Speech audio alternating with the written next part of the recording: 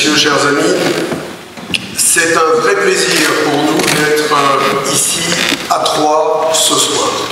C'est la première édition des Universités populaires maçonniques que le Grand Orient de France a lancée cette année, de façon à aller à la rencontre des territoires, dans des lieux publics, avec des plateaux d'invités prestigieux et une assistance qui est là pour pouvoir échanger avec ces interlocuteurs que vous n'avez peut-être pas toujours l'occasion de rencontrer dans ces territoires.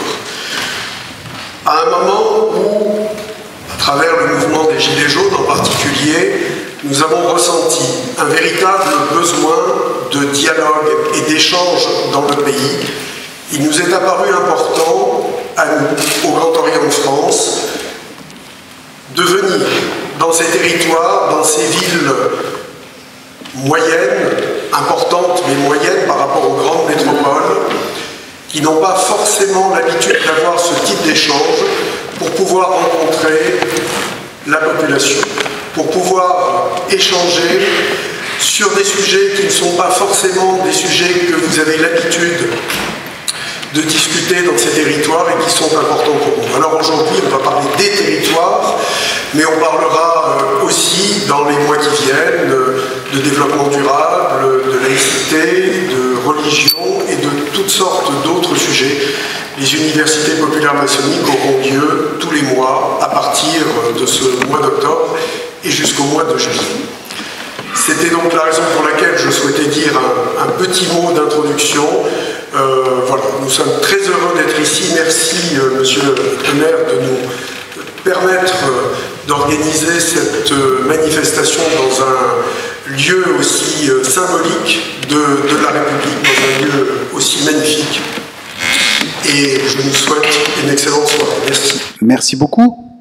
Bonsoir à toutes et bonsoir à tous. Merci pour votre invitation. Alors, il a été fait allusion à la crise des Gilets jaunes. Nous allons bientôt arriver au premier anniversaire. C'était le 17 novembre, dans une quinzaine de jours. Et donc, effectivement, cette crise sociale sans précédent avait une très forte dimension territoriale et géographique. La France qui s'est manifestée, qui s'est exprimée, c'est la France dite périphérique. Et donc, je m'inscris totalement dans la suite des travaux de Christophe Guilluy sur ce plan. C'est la France de l'étalement urbain, qui dépend de la voiture pour tous ces trajets. C'est cette France qui s'est manifestée souvent, pas forcément là où elle habite, mais là où elle a difficilement accès, c'est-à-dire le cœur des grandes métropoles. Et donc là, on a bien, effectivement, l'opposition entre ces deux France. Mais comme vous l'avez rappelé, Alexis Lacroix, les choses sont plus compliquées que ça. Je pense qu'il faut aller un peu plus loin que cette vision binaire. Au sein même des grandes métropoles, qu'on qualifie toujours de gagnants dans la nouvelle donne économique, il y a des très fortes disparités territoriales. Prenons juste un exemple, assez loin d'ici, mais très parlant. La grande ville de Toulouse est toujours en tête dans de très nombreux classements. Elle est très bien positionnée au niveau européen avec une industrie aéronautique très florissante. On dépose des dizaines de brevets à Toulouse. Il réside des milliers d'ingénieurs et de techniciens du supérieur. Il y a plus de 100 000 étudiants, 15 écoles d'ingénieurs, un très gros CHU. Et donc, quand vous regardez tous ces classements, vous dites tout va bien à Toulouse. Et puis Toulouse, c'est aussi le grand quartier du Mirail, quartier sensible, avec des difficultés économiques, sociales, de sécurité, communautaire également, et c'est 30 000 habitants. Or, dans la classification habituelle, ces habitants seraient considérés comme étant des gagnants de la mondialisation, ce qui, à mon avis, est un petit peu à relativiser parce qu'ils ne bénéficient qu'à la marge des externalités positives, comme on dit, de la réussite toulousaine. À l'inverse, la France périphérique, cette France périphérique n'est pas homogène, elle n'est pas d'un bloc. Christophe Guilluy parle de 60% de la population qui n'habite pas dans ces grandes métropoles, dans la catégorie des perdants de la mondialisation. Quand on regarde un peu les choses dans le détail, vous voyez qu'il y a de très nombreux territoires de cette France dite périphérique qui s'en sortent plutôt pas mal. Voilà, il ne faut pas être trop schématique, effectivement, dans la tripartition géographique. On peut être dans la France dite périphérique et ne pas être exclu de la mondialisation. Voilà, alors, ni de la mondialisation, ni d'une activité économique assez prospèrent. Je vais prendre quelques exemples de ces enclaves qui s'en sortent bien. Alors il y en a qui sont favorisés sur le plan touristique, les littoraux, les stations de ski. D'autres ici, nous sommes dans l'ancienne région Champagne-Ardenne, qui ont été favorisés par les dieux en termes de climat et de terroir, les grandes régions de vignobles, qui elles aussi peuvent tout à fait être prospères. On peut regarder le prix de l'immobilier en Champagne, sur la route des vins alsacienne ou en Bourgogne, tout va très bien dans ces territoires-là. Et puis on a aussi d'autres types de territoires qui ne sont ni touristiques ni viticoles, où historiquement nous avons un développement économique endogène, une certaine prospérité. Je pense notamment à certaines zones en Vendée, dans le Maine-et-Loire par exemple, ou dans d'autres territoires. Donc en fait, nous avons aujourd'hui face à nous une mosaïque, une marqueterie, un archipel, également au plan territorial. Et toute la question qui se pose, c'est comment assurer une égalité avec des situations qui, objectivement, sont quand même très hétérogènes. Et donc là, peut-être, nous allons échanger, je l'espère, ce soir, sur un certain nombre de conditions ou de pistes. Assurer l'égalité de ces territoires, c'est assurer la présence des services publics. On a parlé des transports tout à l'heure, mais c'est aussi l'école. Une école, encore faut-il qu'elle soit de qualité et qu'elle permette l'accès à l'enseignement supérieur. Autre piste de réflexion, une péréquation qui soit maintenue en termes d'accès, là aussi, à des réseaux, qu'il s'agisse réseau d'électricité, réseau de communication ou autre. Et donc cette péréquation, on se rappelle des années 30 où les syndicats départementaux d'électrification ont été mis en place. Eh bien déjà à l'époque, il était moins rentable d'aller électrifier une vallée perdue, il n'y avait que quelques fermes, mais pourtant ça a été fait au nom de l'égalité républicaine, et c'était le principe de la péréquation. Nous avons aujourd'hui une péréquation qui doit se maintenir.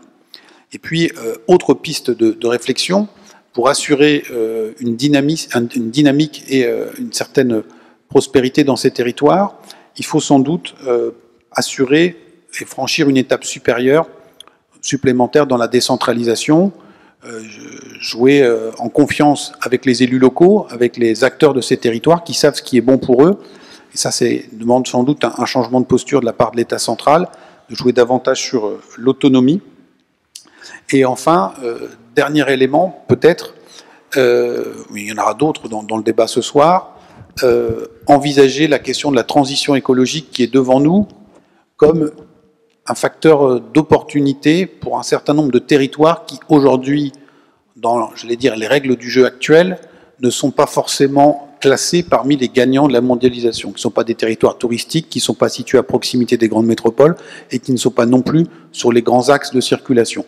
Mais demain, quand il faudra, dans notre mix énergétique, développer des énergies renouvelables, quand il s'agira d'avoir des réserves de foncier, quand il s'agira également d'avoir des territoires où on peut stocker du carbone ou pratiquer une agriculture qui soit plus respectueuse des écosystèmes, eh bien peut-être qu'un certain nombre de ces territoires de la France dite périphérique verront un certain nombre de clignotants repasser au vert. Donc c'est autour de ces pistes de réflexion, mais il y en aura d'autres, j'en suis sûr, que nous pouvons essayer d'échanger, de travailler ce soir pour réfléchir à une égalité républicaine qui soit maintenue, voire renforcée au sein de l'archipel français. Merci infiniment. On vous applaudit, Jérôme Fourquet, pour avoir... Vous avez pris un risque, hein, vous avez débroussaillé le terrain, là. Il y avait encore beaucoup de broussailles, on y voit déjà plus clair. Merci infiniment. Évidemment, vous reprendrez la parole tout à l'heure. Je me tourne à nouveau vers Monsieur le maire, François Baroin. Je sais que vous avez beaucoup réfléchi à ces questions à la tête de l'AMF, de l'Association des maires de France. Vous êtes le maire de Troyes, donc vous êtes également concerné par cette problématique d'égalité des territoires. Vous venez d'entendre les préconisations du professeur Fourquet. Est-ce qu'on est en train de se réveiller de décennies de jacobinisme aveuglé? Non. Non. Non, mais je vais détailler. Parce que ce n'est pas un problème lié à ce pouvoir en particulier, c'est un problème culturel et qui ne sera pas réglé du jour au lendemain. Par la seule volonté politique? Alors, la volonté politique peut déplacer les lignes, mais ne sera pas réglé exclusivement par des mesures de dotation budgétaire ou des ajustements à la marge. Le problème est plus profond et c'est une révolution culturelle qu'il faut. 2-3 éléments de réflexion peut-être inscrits dans le temps. L'État, sans refaire depuis la Révolution française, enfin l'aspiration de la Révolution française, c'est une aspiration de liberté individuelle, mais je rappelle que la Révolution est partie des territoires. Et que toutes les symboliques que l'on a retrouvées ensuite, qui ont dopé la République française autour de ces éléments qui font vivre jusqu'à présent aujourd'hui les valeurs de la République, la liberté, l'égalité, la fraternité, la laïcité, sont d'abord et avant tout partie des territoires, partie de revendications territoriales. L'État ensuite s'est construit avec des différentes périodes de restauration, et puis d'accomplissement de vision impériale, et puis ensuite de reprise de souffle de liberté, puis à nouveau de restauration, et enfin d'une stabilisation à partir de la deuxième partie, de la deuxième moitié du 19e. Et nous vivons sur un fait républicain qui s'enracine chaque jour un peu plus, avec des différentes étapes. L'école libre, gratuite, obligatoire, évidemment la loi de 1901, la loi de 1905, et ensuite, les 2 guerres mondiales, à la fin des fins, ont eu comme conséquence et comme conclusion de renforcer l'ensemble du fait républicain jusqu'à la République et le régime dans lequel nous traversons aujourd'hui le cadre, qui est un cadre où nous avons une vitalité républicaine avec un État qui s'est constitué autour de la coordination globale des politiques publiques sur les missions essentielles, en allant un peu au-delà, et avec des territoires qui se sont organisés de manière différenciée, avec une grande accélération à partir du début des années 80, puisque François Mitterrand, élu président de la République, a donné le premier acte d'octroi de liberté locale qu'elle n'avait pas. Je rappelle que dans les années 70, le président de la région était nommé. Je rappelle que le premier maire de Paris est le président Chirac, élu uniquement en 77. Donc je rappelle que tous ces éléments font que l'État a été ultra dominant dans les missions régaliennes comme dans la gestion des territoires. 82, c'est la première étape. Le constat probablement fait par Mitterrand correspond certainement à une tonalité politique, je dirais du bloc de gauche qu'il représentait, à plus de liberté pour les territoires, sûrement un tropisme, une éducation, un investissement dans le tissu associatif, un sentiment que le coin de la rue était aussi important que le bout du monde. Tout cela s'est mis en place. Et déjà le début d'un processus où l'État avait un peu moins de moyens pour être présent partout, puisque le dernier budget en équilibre a été voté en 1974. Depuis lors, ça n'a cessé de se dégrader. Donc l'affectation des moyens financiers, la réalité d'un tropisme personnel, une sensibilité politique soutenue par une majorité, a abouti à une première grande loi de décentralisation en 82, qui a donné beaucoup plus de liberté. Il y a eu ensuite une deuxième étape de cette décentralisation qui n'est pas neutre, qui a été une révision de notre loi fondamentale en 2003, sous l'autorité du président Chirac et sous l'impulsion vigoureuse du Premier ministre de l'époque, Jean-Pierre Raffarin, qui a consacré 2 éléments et 2 idées simples. Un, que la République était décentralisée, et 2, dans l'article 72, qu'il y avait désormais une libre administration des collectivités territoriales dans le cadre défini par la loi. Retenez bien cette formulation, une libre administration des collectivités territoriales dans le cadre défini par la loi. Or, cette loi, à la fin des fins, c'est toujours la loi de finances. Et c'est la raison pour laquelle je réponds non aujourd'hui, puisque la problématique des relations entre les collectivités locales, les communes, les départements, les régions, se font au moment du débat budgétaire, et c'est un ancien ministre du budget qui vous parle, et qui d'ailleurs, le premier, a créé les conditions, en raison de la crise que nous traversions, du gel des dotations de l'État aux collectivités locales. Qu'est-ce qu'une dotation? Ça n'est pas une subvention. On ne tend pas la main pour avoir de l'argent. C'est le respect par l'État du transfert à l'euro des impôts qu'il a supprimés et qui jusqu'alors étaient prélevés pour aller dans les caisses des communes. Donc ces dotations, c'est un devoir que l'État a à l'égard de ces collectivités pour transférer cet argent, pour financer les services publics, développer l'investissement, etc., etc. Or, depuis 10 ans, nous vivons dans un cadre où, au fond, on va le dire ainsi, l'État prend une forme de revanche à travers la crise financière et le niveau de déficit. Et ça a culminé, non pas sous ce pouvoir, mais ça a culminé en 2015 de manière très surprenante, puisque nous avions à la tête de l'Élysée et de Matignon deux personnalités qui avaient construit leur parcours dans une logique d'enracinement local. Manuel Valls, à Évry, et qui avait fait de sa gestion municipale un élément constitutif de son parcours politique, aussi bien sur ses engagements républicains que aussi sur sa compétence ou sa connaissance territoriale. Merci beaucoup à vous. Je me tourne vers Ilana Sicurel. Donc vous êtes responsable du collectif Je m'engage pour l'école. Vous travaillez, on l'a dit, avec le ministre de l'Éducation nationale Jean-Michel Blanquer. Et je vais vous soumettre une citation. Alors c'est une des références de la maçonnerie, mais c'est aussi une référence de la République en général. C'est le philosophe Condorcet. Il disait le but de l'éducation, c'est pas très compliqué dans la philosophie des Lumières, c'est de réduire l'écart qui existe entre la portion grossière et la portion éclairée du genre humain. Est-ce qu'aujourd'hui, d'après vous, d'après la responsable publique et politique que vous êtes, Ilana Sicurel, l'école remplit encore cet office? Est-ce qu'elle réduit encore l'écart entre les enfants issus de milieux défavorisés et les enfants que leur éducation, que leur héritage familial a pourvu de nombreux avantages? Bonsoir à toutes et à tous. C'est un grand plaisir, un grand honneur d'être ici. Merci pour votre invitation et merci à Monsieur le maire et Monsieur le ministre de nous accueillir chaleureusement dans ce lieu.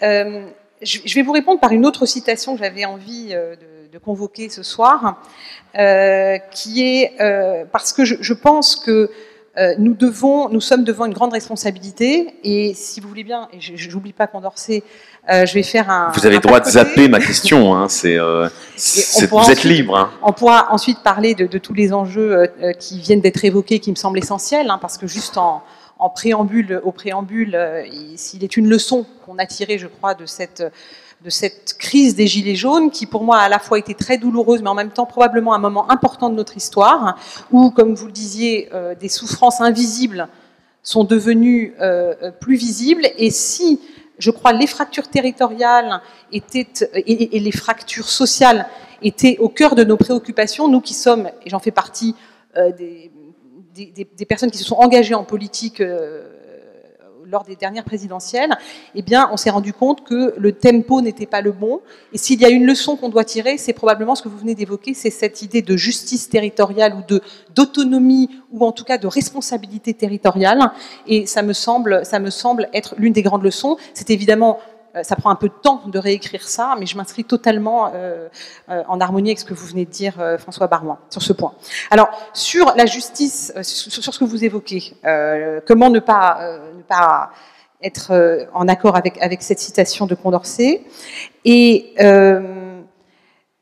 je voulais, moi, convoquer en fait un dialogue, parce que je pense que ce qui va se passer ce soir, c'est un dialogue entre nous. Et moi, je suis heureuse d'être ici pour ça. Parce que devant cette très belle image, très inspirante, qui est l'archipel que vous nous proposez, que vous nous offrez, Jérôme Fourquet. Inspirante et un peu inquiétante aussi, hein, évidemment. Alors, elle est inquiétante, mais c'est le fruit de 20 ans de travail. Hein, donc, c'est en cela que c'est un cadeau que vous nous faites, même si c'est un cadeau un peu inquiétant, effectivement. Et on peut au moins jeter 3 regards sur cet archipel. Est-ce que l'archipel nous annonce, c'est une étape d'un processus irréversible qui va nous conduire vers une dislocation qui s'annonce? Est-ce que, deuxième hypothèse, c'est un nouveau modèle, une espèce de changement de paradigme, où finalement on apprendrait en France à vivre un peu comme chez nos amis anglo-saxons, à côté les uns des autres, hein, les différentes îles d'ailleurs pouvant être composées de manière différente, ou bien la troisième hypothèse, est-ce que c'est une mise en garde, et en fait une mise en garde que vous nous faites et qui nous permet de nous appeler à notre responsabilité tous ensemble, à refaire ensemble société, à refonder le pacte républicain. Alors, je vais tout de suite mettre fin au suspense, et je crois, comme un certain nombre d'entre nous ce soir, je m'inscris, je dirais, de manière résolue et passionnée dans la troisième des hypothèses, mais on a beaucoup de travail. On a beaucoup de travail pour refonder ce pacte républicain, et comme ça va se faire avec le dialogue, moi j'avais envie de convoquer aussi des citations, mais un dialogue entre un élève et son instituteur. On sait que c'est toujours très important. Alors c'est pas n'importe quel élève, l'élève c'est Albert Camus. Et vous connaissez peut-être, il y a un peu plus de 60 ans, cette magnifique lettre qu'a écrit Albert Camus à son instituteur, M. Germain, quand il a reçu le prix Nobel, où il a écrit « Tout de suite après ma mère, c'est à vous que j'ai pensé, car si vous n'aviez pas tendu la main à l'enfant pauvre que j'étais, jamais tout cela ne serait arrivé. » C'est une lettre évidemment bouleversante. Et je reviendrai tout à l'heure sur la réponse qui a été faite par M. Germain, qui, elle, est moins connue.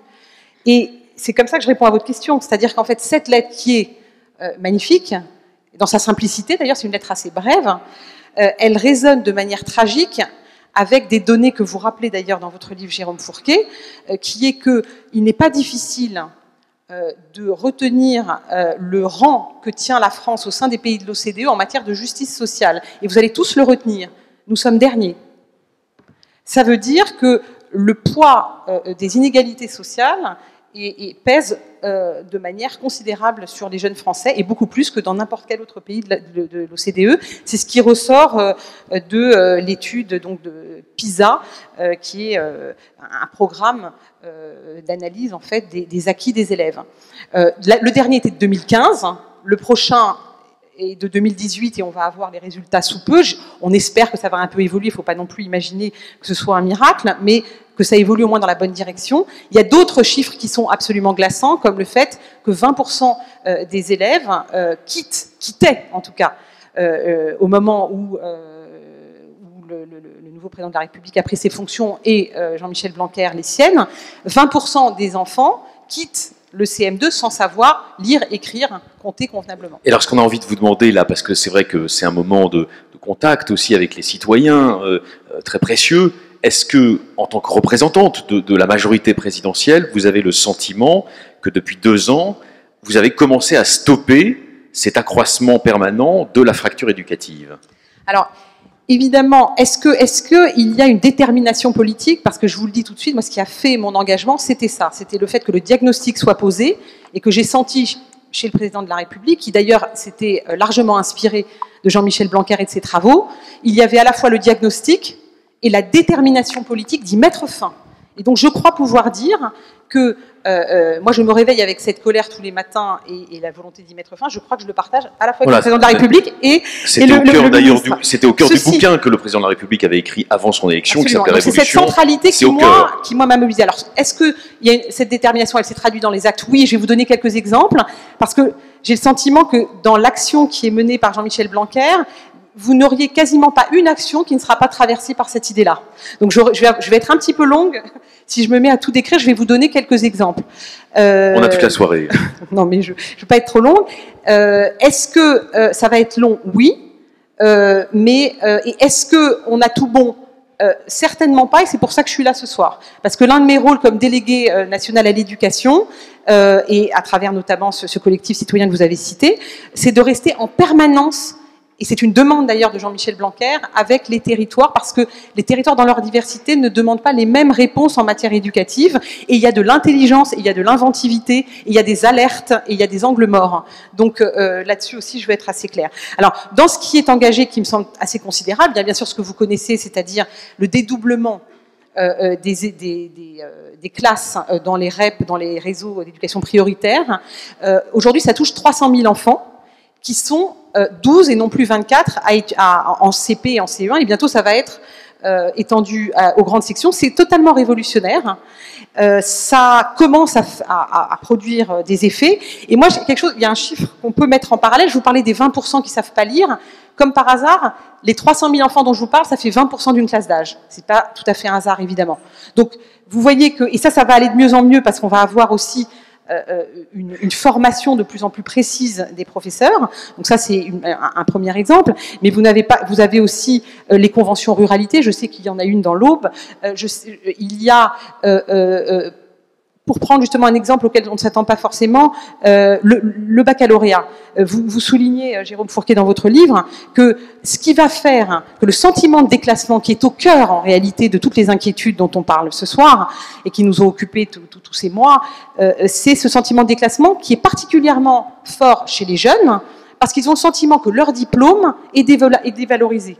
Parce que la massification et la standardisation du bac tel qu'il était conçu fait qu'on était dans une filière et correspondait pas forcément, avec une hiérarchie extrêmement violente entre les filières, et qui faisait qu'on aboutissait à faire des études supérieures où vous aviez 60% d'échecs en fin de licence. C'est absolument dément.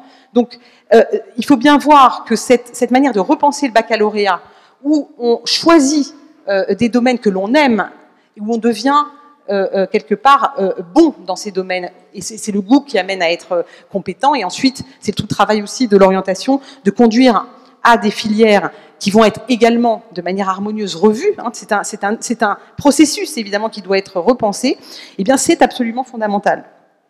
Donc je pense que il y a une action qui est menée, qui est une action massive, hein, et qui va produire ses effets, et puis ensuite vous avez tout un ensemble de choses comme les cités éducatives, hein, il y en a 60 qui ont été lancées, et là je vais juste vous donner un petit peu disons la philosophie qui sous-tend ces cités éducatives. C'est l'idée d'avoir vraiment un ensemble autour de l'école. Alors c'est à la fois l'innovation pédagogique d'un campus, un campus qui peut devenir un moteur pour une région qui peut être entre guillemets en déclin. Eh bien, il y a vraiment une réflexion pour faire en sorte que l'école soit un facteur de dynamisme d'une région. Et là, vous avez l'idée de cité éducative pour les territoires qui sont fragiles, mais vous avez aussi toute une politique qui est conduite par le ministre pour identifier justement des territoires qui peuvent être redynamisés par le biais de l'innovation pédagogique, où on va venir là parce que justement, par exemple, il y a une filière sur le développement durable, et en même temps, comme vous le disiez, il peut y avoir aussi un projet industriel qui sera prometteur. Donc je crois qu'il y a vraiment une approche assez systémique de la chose, et que évidemment cela va prendre du temps, mais on va y arriver. Et juste pour terminer sur je m'engage pour l'école, mon idée c'est que on doit tous s'y mettre, et ça c'est aussi ce que j'ai envie de vous dire ce soir, c'est que on a beau avoir un ministre très déterminé, si on ne s'y met pas tous autant que nous sommes et depuis l'endroit où nous sommes, on n'y arrivera pas. Ça veut dire que c'est des chefs d'entreprise qui réfléchissent en disant « moi j'accueille en stage, je parle de l'orientation, je m'implique dans l'orientation, je suis un professeur à la retraite, je m'engage pour aider les jeunes qui sont en difficulté ». Chacun doit réfléchir à cela, parce que sans ces énergies positives, et je sais que c'est l'esprit de cette maison, on ne pourra pas y arriver. Alors juste un mot peut-être encore, Ilana Sicurel, au cœur même de ce volontarisme politique de Jean-Michel Blanquer, il y a donc le projet qui avait été défendu par le président de la République pendant sa campagne, du service civique. Ça, c'est très important aussi, justement, pour refédérer ces énergies républicaines dont nous parlons ce soir. Alors absolument, je crois que c'est absolument fondamental, et là-dessus, on peut évidemment discuter sur le comment, le pourquoi, le combien, mais c'est évidemment cet esprit d'engagement qui va être transmis aux jeunes générations. Et pour quand même ne pas vous avoir laissé sur votre faim, même si vous avez peut-être oublié que je vous avais promis la réponse de l'instituteur, Monsieur Germain lui répond en disant, donc à Albert Camus, il y a un droit sacré qui est en train d'être menacé, c'est celui de chaque enfant de se déterminer librement.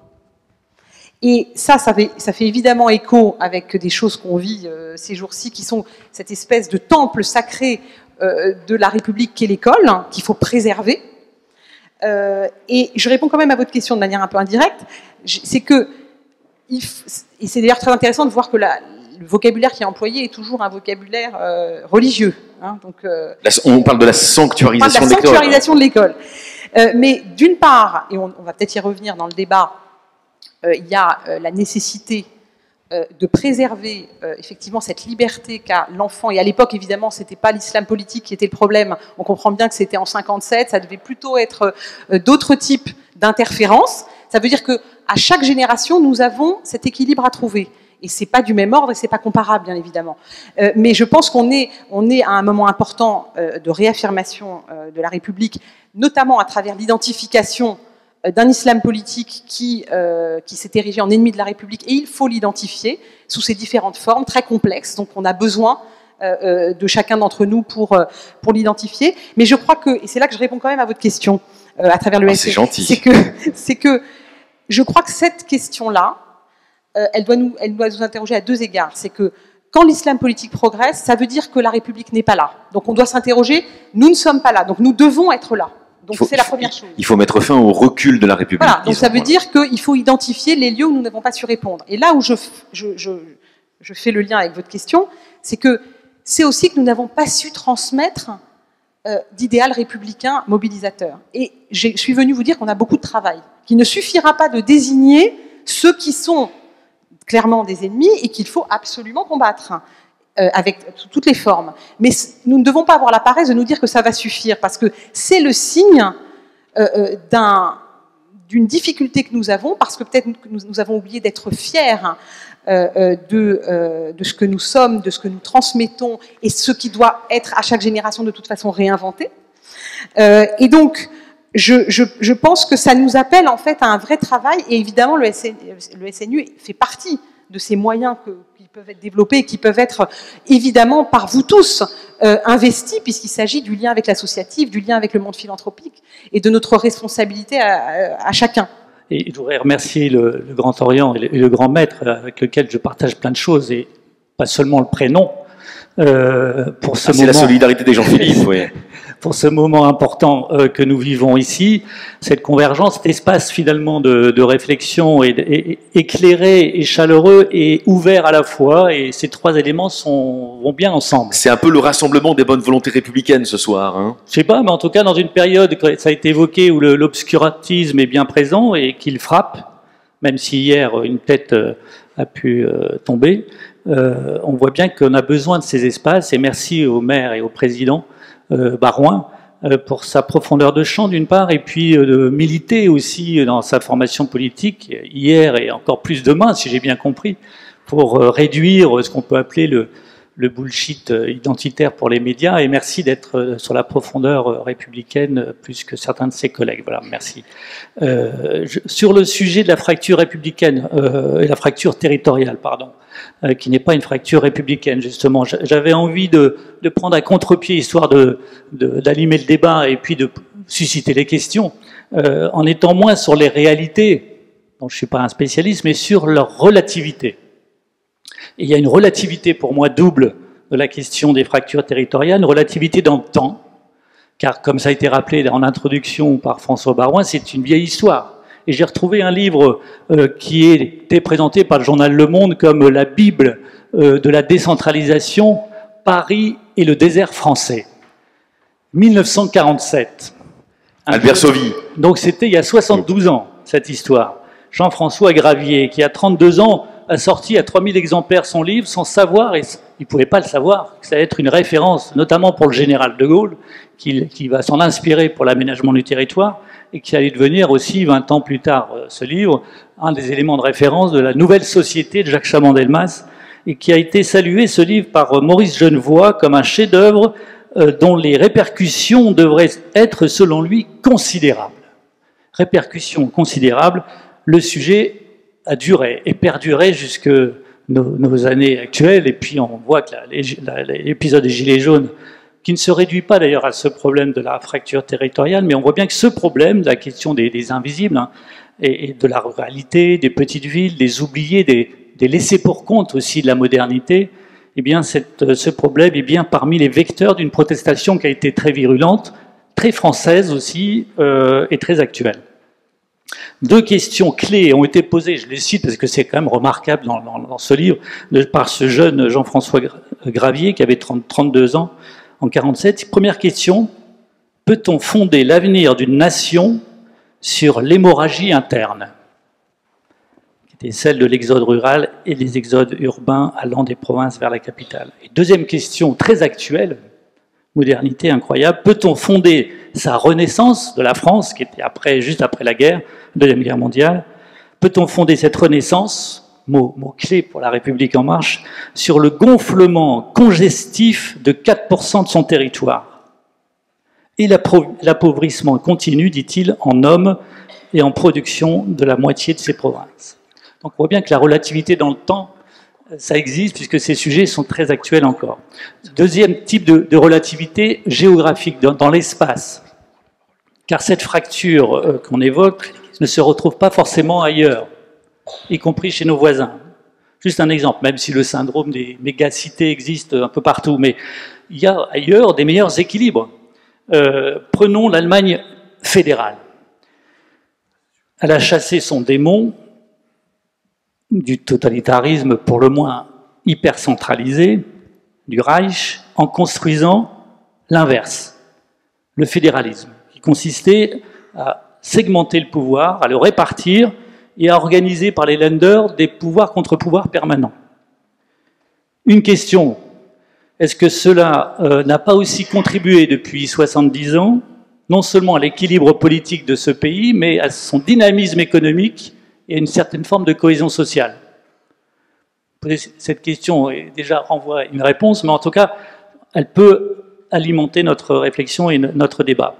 Autre relativité dans l'espace en France, car il y a un phénomène qu'on voit bien de fracturation des villes, périphérie, ville, centre-ville, banlieue, mais je pense qu'il ne faut ni généraliser ni caricaturer. En tout cas, je m'opposais d'ailleurs, il y a un débat il y a un an sur LCI à Natacha Polony sur ce point, c'est que arrêtons de généraliser tout. En France, on adore deux choses, l'idéologie et les schémas simples, voire simplistes. Et sur le sujet des villes qui sont en difficulté, il en est évidemment, et notamment des villes moyennes, les problèmes sont suffisants pour ne pas les exagérer, les caricaturer, mais ils existent, il faut les reconnaître, entre le centre-ville et ses périphéries, avec des risques de dévitalisation des centres-villes, mais il y a aussi des tendances inverses. Il n'y a surtout pas de fatalité. On est dans un pays où le pessimisme est tellement ambiant qu'on en arrive à des fatalités démesurées, me semble-t-il. Il y a quand même des élus, je ne vais pas en citer ici, mais il y a des élus qui sont très nombreux et beaucoup plus nombreux qu'on ne pense, à chercher et à organiser l'équilibre de leur propre territoire, en reliant les quartiers par la mobilité, en limitant les logiques, par exemple des très grands commerces périphériques, c'est difficile, il y a des grandes offres de grands groupes, de multinationales, mais il y a quand même des tendances inverses qui permettent aussi de tenter et de réussir parfois de renverser des tendances qui déconstruisent un tissu local. Et aussi en revitalisant les centres-villes par la vie culturelle, par l'animation, par des investissements croisés, qui sont aussi des attentes de l'opinion et des habitants qui apprécient par l'offre des prix les grandes surfaces, mais qui apprécient aussi la qualité de la proximité. Donc ces deux phénomènes existent dans tous les territoires et je pense qu'il faut arrêter de tomber dans un fatalisme, y compris par rapport à l'État central. Bon, je ne veux pas forcément être le défenseur, il y a meilleur porte-parole que moi ici présent, mais cet État central est aussi a compris quand même, malgré tout, y compris ces 2 dernières années, que l'équilibre des territoires était un atout d'attractivité pour l'ensemble du pays. Alors ça nécessite des tractations, des frictions. On voit bien que l'opposition et la démocratie s'organisent pour que les choses aillent dans le bon sens, mais il y a quand même des actions cumulées qui peuvent se converger entre l'État, les régions et les villes. Par exemple, avec ce plan d'action, j'en cite un, il y en a plein, notamment porté par Jacqueline Gouraud, qui était une élue locale qui connaît très bien son sujet, qui était sénatrice, et qui a organisé avec d'autres, et l'Association des maires de France, par exemple, cette grande opération qui s'appelle le plan d'action Cœur de ville, qui réunit quand même 220 villes en France. Alors, tous les moyens ne sont pas présents, les dispositifs sont sans doute insuffisants, mais il ne faut pas forcément penser que le pire est devant nous en domaine de fracturation de nos territoires. D'autant plus qu'il y a pas mal de tartes à la crème, et je finirai par ces choses-là, à savoir qu'on entend notamment l'extrême droite, mais pas seulement, que par exemple les politiques de la ville, pour les quartiers, c'est des choses inutiles. Pareil pour les politiques d'intégration, d'ailleurs. Les premiers qui plombent les politiques d'intégration sont ceux qui n'ont rien investi, en fait, qui considèrent que ça n'a pas marché. Ceux qui soulignent les ratés de l'intégration sont ceux qui n'ont pas pris à bras-le-corps, et ce n'était pas le président Chirac, à l'évidence, que je vise, mais d'autres qui ont été ses concurrents pendant une période passée. On avait à peu près compris, hein. Et donc, par rapport à ces tartes à la crème, c'est vrai qu'il faut considérer que les problèmes auraient pu être pires si, par exemple, les grands plans de rénovation urbaine n'avaient pas eu lieu.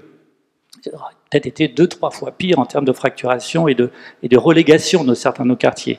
Donc il y a des citoyens invisibles, mais il y a aussi des réussites invisibles, en matière d'intégration comme en matière j'allais dire de citoyenneté locale.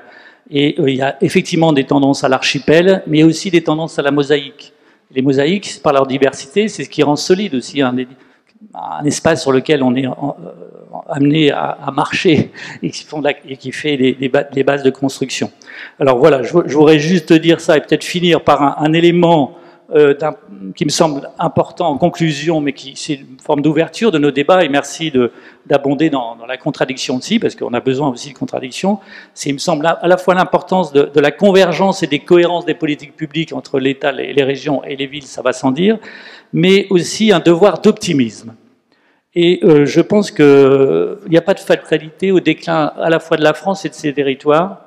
On a une période charnière, on voit qu'il y a des forces que je qualifie de national-populistes à l'extrême droite comme à la gauche radicale qui sont très présentes, qui font presque, quand on additionne certains scores du premier tour de la présidentielle, près de 45-48% des voix, donc la moitié des Français étaient dans des zones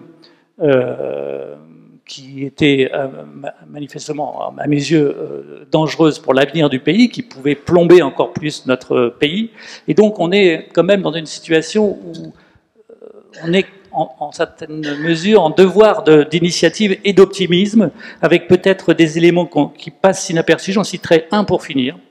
En 2018, il y a plus d'investissements étrangers en France, en tout cas en croissance qu'auparavant. Et il y a surtout une chose, c'est qu'il y a eu plus d'entreprises étrangères qui se sont installées en France que d'entreprises étrangères ou françaises qui se sont délocalisées. Et donc ma conclusion serait celle-ci, en termes d'opinion, et Jérôme Fourquet est bien placé pour abonder, on est dans les champions d'Europe, voire du monde, du pessimisme, et si tous les Français ne croient pas en l'avenir, les étrangers croient souvent en la France. Et donc, sachons aussi les écouter un petit peu. Merci beaucoup, Jean-Philippe Moina, merci infiniment. Alors, quelques mots de conclusion. Lorsque certains francs-maçons m'ont proposé l'idée de ces universités populaires maçonniques, il y a presque un an, je les ai écoutés attentivement et j'ai réfléchi. Le projet, à l'origine, était parisien.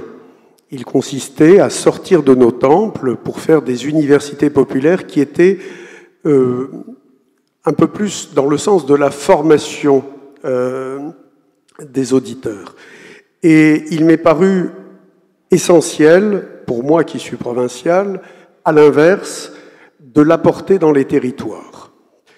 Ce soir, après des mois de réflexion et de travail, nous l'avons fait. Alors, ce n'est certes pas parfait, mais nous allons continuer à améliorer le modèle, bien évidemment. Et je suis vraiment très heureux que Troyes soit la ville pilote de cette manifestation. Alors, merci à nos intervenants d'avoir accepté de venir ici ce soir, malgré le réseau ferré non électrifié. Merci surtout pour la qualité de vos interventions. Merci à Alexis Lacroix pour son animation subtile, à Alain-Jacques Lacaux d'être l'inspirateur de ces universités populaires maçonniques et à Philippe Laporte d'en être le chef d'orchestre efficace. Mais merci surtout à vous toutes et à vous tous d'être venus aussi nombreux, pour la qualité de vos questions et de vos remarques, toutes les remarques bien évidemment. En venant ici ce soir et en participant activement à cette soirée, vous nous avez fait passer un message fort consistant à valider l'intérêt et l'utilité de ces universités populaires maçonniques. Pour revenir rapidement sur cette soirée, nous avons partagé un état des lieux, magnifiquement décrit par Jérôme Fourquet dans son ouvrage. Il ressort des interventions que notre pays centralisateur doit continuer à avancer dans la décentralisation. Si je perds mes notes, ça ne va pas le faire. À avancer dans la décentralisation pour protéger nos collectivités et surtout nos communes, qui restent des références de stabilité, les maires demeurant les seuls élus qui conservent réellement la confiance des Français. Mais les écarts entre les collectivités doivent impérativement être réduits pour aller vers plus de justice territoriale, terme qui a été utilisé par plusieurs intervenants. Alors, le Grand Orient de France n'est pas un parti politique. Dans nos loges se réunissent des hommes et des femmes de tous âges, de toutes conditions, et avec des idées politiques très différentes, dès lors qu'elles respectent les valeurs de notre obédience, qui sont les valeurs de la République et qu'elles excluent, ces idées politiques, qu'elles excluent les extrêmes. Par le respect de certaines règles de parole et avec l'aide de nos rituels, nous arrivons à échanger et à nous enrichir mutuellement des idées différentes des autres que nous essayons de partager. La franc-maçonnerie, ce n'est pas essayer de convaincre l'autre, c'est apprendre à écouter et à respecter ses interlocuteurs. Dans ces universités populaires maçonniques, nous allons essayer, comme ce soir, d'adapter la méthode maçonnique à un débat public. C'est notre responsabilité, je crois, historique, que d'aider nos concitoyens à un moment où cette demande de débat est très importante en France, et ce, malgré les nombreuses fractures qui existent, à se retrouver, à se parler, comme je crois on a réussi à le faire ce soir. Je vous remercie de votre attention. J'ai dit.